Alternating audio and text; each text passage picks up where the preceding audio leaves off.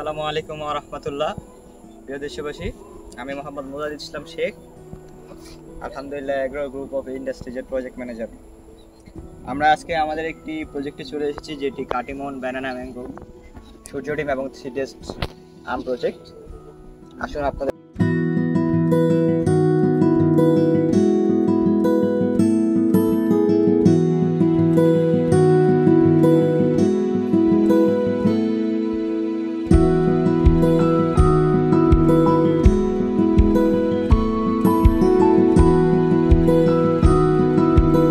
আয়তন প্রায় 6 একর বা 600 শতক।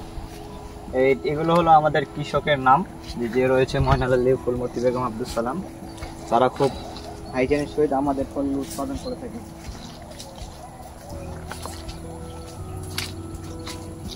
Bangladesh association good agriculture practice, যা জিএপি নামে পরিচিত, তাদের নির্দেশনা অনুযায়ী এই বাগানগুলো পরিচর্যা করা হয়ে থাকে।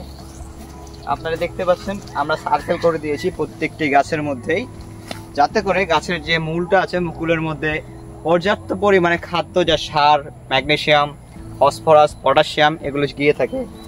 বিশেষ করে গাছের মূল উপাদান যেগুলো ম্যাক্রোনিউট্রিয়েন্ট রয়েছে, এর মধ্যে ম্যাগনেসিয়াম, পটাশিয়াম খুবই নিবিড় একটি উপাদান।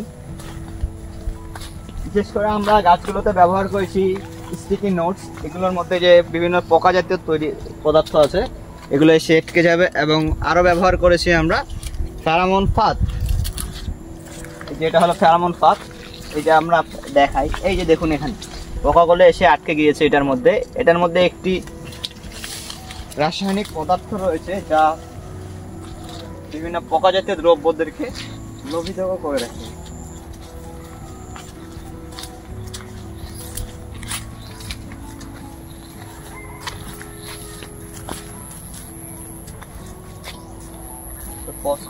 একটা ভিডিও তোমরা